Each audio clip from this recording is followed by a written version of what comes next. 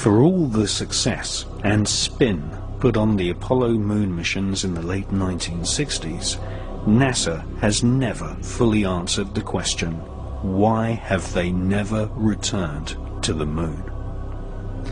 Some ex-NASA employees know the answer, and that is that the moon is crawling with aliens.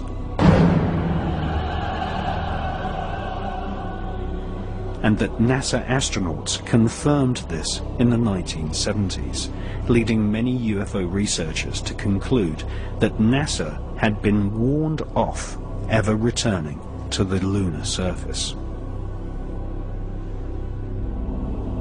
UFO activity on the moon was nothing new to the ex-Nazis who engineered the Apollo moon missions.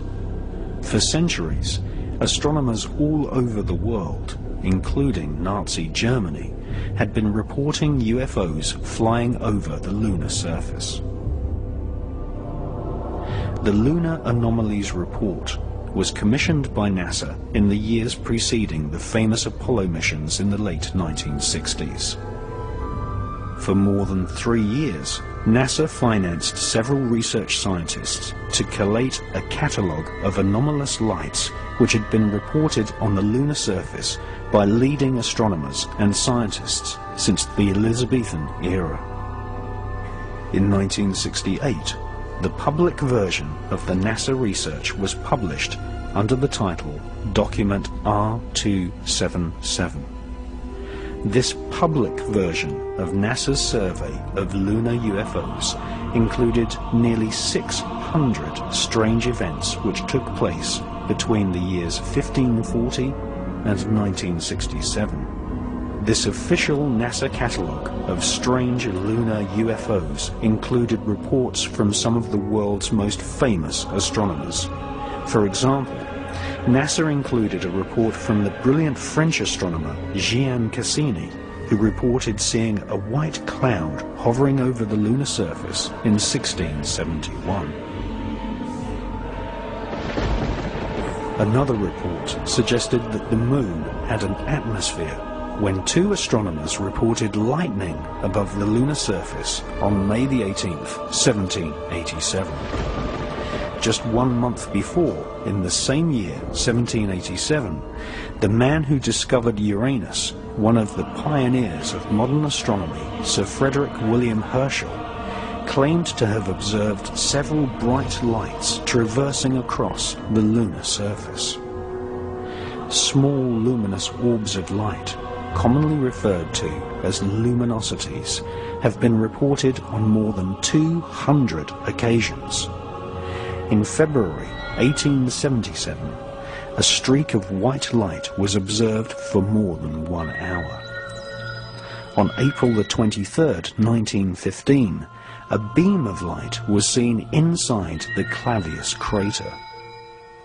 One of the UFO hotspots on the lunar surface is the Plato crater, where literally dozens of luminous orbs of light have been reported by astronomers.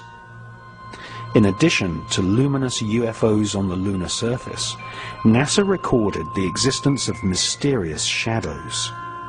In 1882, near the Aristotle area of the lunar surface, several dark shadows were seen. On September the 13th, 1959, astronomers were unable to photograph the lithosphere area of the lunar surface due to a large dark mass obscuring the terrain. And on September the 11th, 1967, Canadian astronomers reported a black cloud with violet edges floating across the Sea of Tranquility, the exact area chosen by NASA for the first Apollo moon landing in 1969.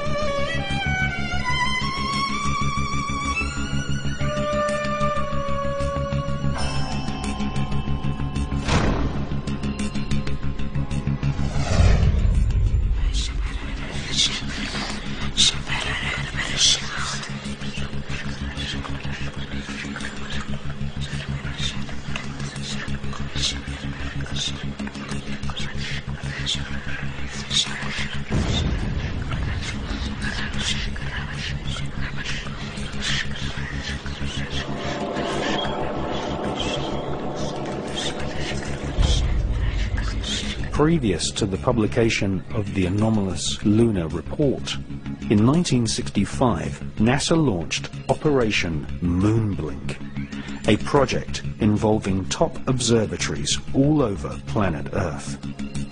NASA's goal was to collect data on the large number of luminosities seen flying over the lunar surface. Operation Moonblink also investigated various large structures which had been photographed by unmanned NASA satellites.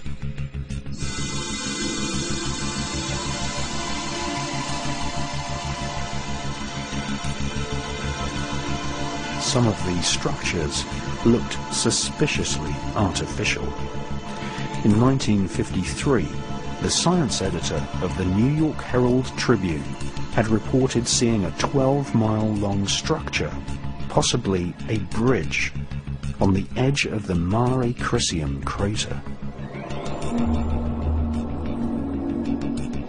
This structure could have been caused by volcanic activity. British astronomers Dr. H.P. Wilkins and the presenter of the world's longest-running TV series, The Sky at Night, Sir Patrick Moore, both confessed that the so-called bridge in the Mare Crisium crater had just popped up from nowhere. In preparation for the NASA Apollo moon missions, Orbiter 3 was dispatched to take photographs of some of the moon's most interesting structures. In the Ucurt area of the moon, a large vertical structure stands proud of the lunar surface. It has been nicknamed the Shard. Another curious object photographed by Orbiter 3 is the so-called tower, which some astronomers claim is over a mile thick and could be 5 miles high.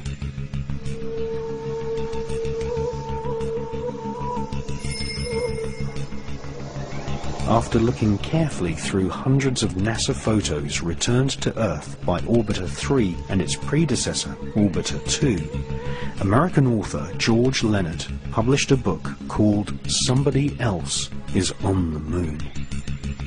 George Leonard presented many photos in his book, some showing very long tracks in the lunar dust, tracks which he said had been made by aliens.